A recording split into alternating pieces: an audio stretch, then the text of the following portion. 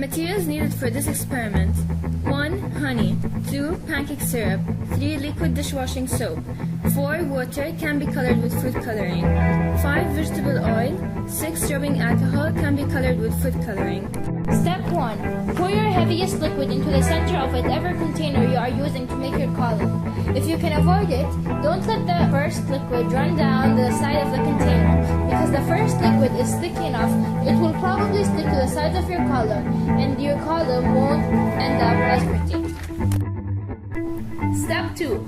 Carefully pour the next liquid you are using down the side of the container. Another way to add the liquid is to pour it over the back of a spoon.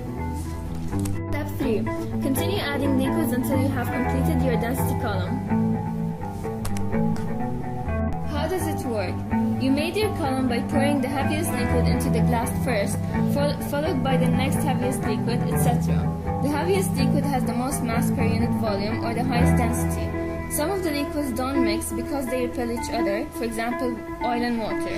Other liquids resist mixing because they are thick or viscous. Eventually, some of the liquid of your column will mix together. The hardest liquids to deal with are the water, vegetable oil, and rubbing alcohol. Make sure that there is an even layer of oil before you add the alcohol, because if there is a break in that surface, or if you pour the alcohol so that it dips below the oil layer into the water, then the two liquids will mix.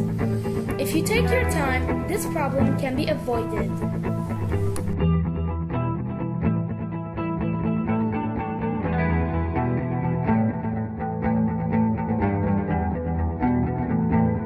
Materials needed for this experiment: 1. Water. 2. Oil. 3. Food coloring. 4. Glass bowl. 5. Cup or glass. 6. Fork. Step 1. Fill the bowl almost to the top with room temperature water. Step 2. Pour 1 to 2 tablespoons of oil into the glass or cup. Step 3. Add a couple of drops of food coloring.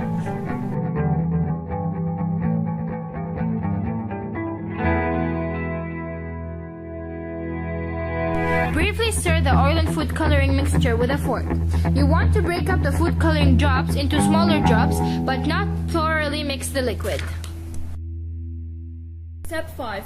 Pour the oil and coloring mixture into the bowl.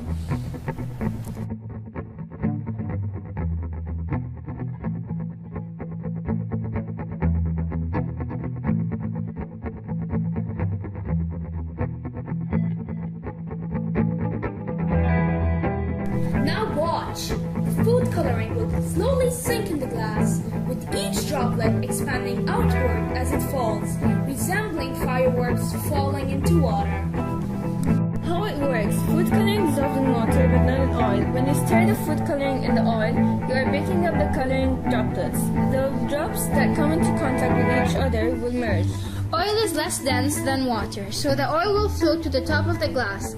As the colored droplets sink to the bottom of the oil, they mix with water. The color diffuses outward as the heavier colored drops fall to the bottom.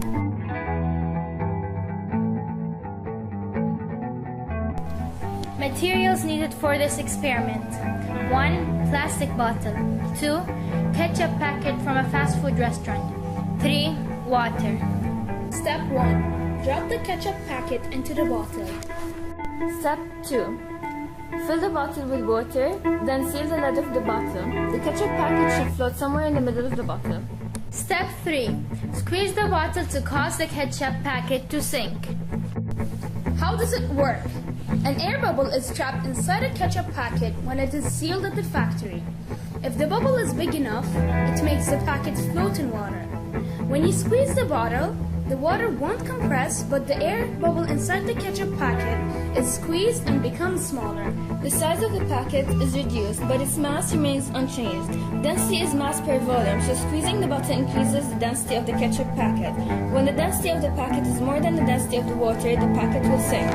When you release the pressure on the bottle, the air bubble expands and the ketchup packet rises.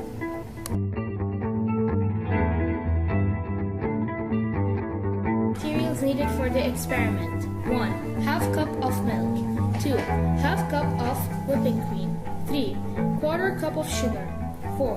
Half teaspoon of vanilla or vanilla flavoring. 5. Half to 3/4 cup of sodium chloride as table salt or rock salt. 6. 2 cups of ice. 7. Small Ziploc bag. 8. A big Ziploc bag. 9. Measuring cups and spoons. 10. Cups and spoons for eating your treat. Step 1. Add 1/4 cup sugar, 1/2 cup milk, 1/2 cup whipping cream, and 1/4 teaspoon vanilla to the small Ziploc bag. Seal the bag securely. Step 2. Put 2 cups of ice in the big Ziploc bag. Step 3.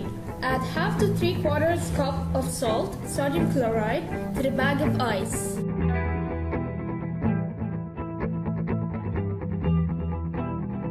Step 4. Place the sealed small Ziploc bag inside a big bag of ice and salt. Seal the big bag securely. Step 5. Gently rock the big bag from side to side. It's best to hold it by the top seal or to have gloves or a cloth between the bag and your hands because the bag will be cold enough to damage your skin. Step 6. Continue to rock the bag for 10 to 15 minutes or until the contents of the quart bag have solidified into ice cream. Step 7. Remove the small bag, open it, serve the contents into cups with spoons, and enjoy. Go. At least let me taste it.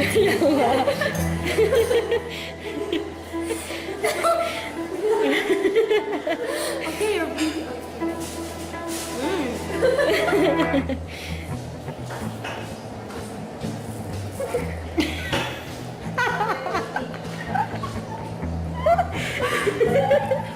amazing, I recommend it. How it works. Ice has to absorb energy in order to melt, changing the phase of water from a solid to a liquid. When you use ice to cool the ingredients for ice cream, the energy is absorbed from the ingredients and from the outside environment, like your hand if you're holding the bag of ice.